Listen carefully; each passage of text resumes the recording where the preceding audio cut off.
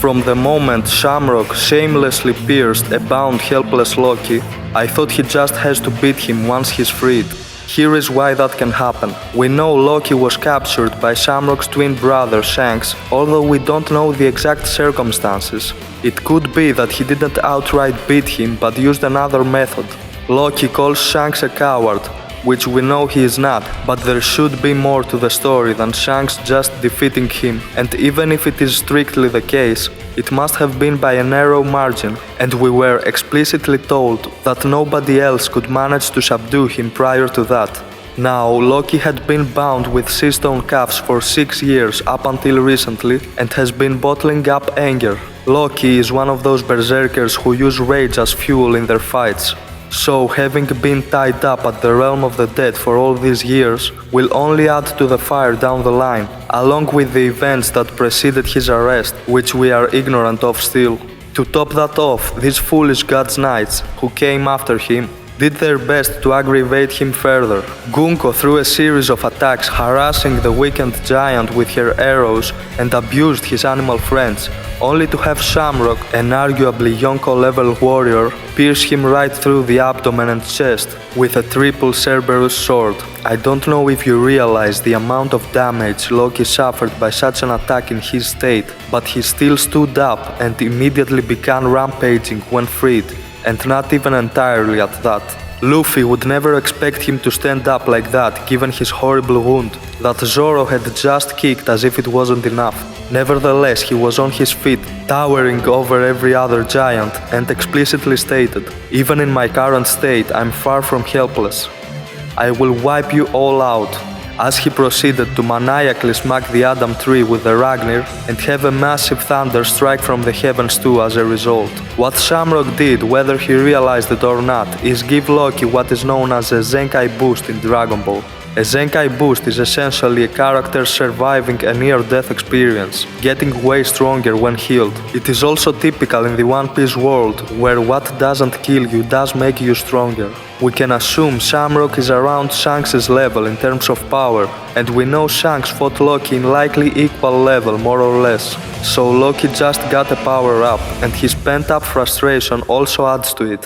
Here is what I suggest is going to happen. We know Shamrock left Elbaf to take care of another issue at the Holy Land. I believe he will remain occupied there for the elbaf arc's entirety, along with other God's Knights, while we will be busy with the God's Knights we already met, along with the conflict between Loki and the gods of the Heaven Realm. Watch my elbaf theory video for more information regarding them. After the arc's conclusion with Elbaf's destruction, which will mark the beginning of the final war, Loki will tag along with the Straw Hats, like the Harley mural suggests. Who is he supposed to fight though? Whoever it is has to be a big player given Loki's immense power. The thing is, Loki has a grudge with the Figurelands. We know he ain't beating Shanks, and with him joining the Straw Hats, him and Shanks will likely come to terms, but he has to save face by showing he can defeat some version of him by beating his twin. Shamrock added insult to injury when he challenged Loki to come find him if he survives. It was a low blow from Shamrock to attack him like that, and what he should have done is actually free Loki, which they would have to do anyway if he were to join them, and settle their dispute then and there in a duel. He didn't, and is thus unforgivable by a prideful giant like Loki, who actually made it clear that he'll make it his life's mission to avenge his animal friends once freed. Some may argue that Shamrock being such a prominent figure will be Luffy's opponent, but Luffy has plenty on his plate already for the rest of the series, namely the lurking gods of Elbaf, Akainu, Blackbeard, the Gorosei, Imu, and furthermore Shanks. I believe Luffy will actually face Shanks at some point, which will be like a test he will put Luffy through to make sure he is ready for the final battle with Imu. You see, Shanks knows everything, as he was a member of Goldie Roger's crew and has been at the Holy Land. He knows what Luffy will be up against and paves the way for him to do so throughout the series. Their fight will possibly conclude with Shanks' death as his final stand of self-sacrifice, given the seriousness of what lies ahead for Luffy at that point, just so that he can be prepared. But in any case, it would be overkill for Luffy to fight Shamrock as well. Here is how Loki vs Shamrock possibly goes down. Luffy along with the crew go after Imu and his minions get in the way. one of which being Shamrock. Loki offers to take care of him so that Luffy can be on his way to Imu, explaining that they have a score to settle. Luffy will trust Loki can handle it and continue on.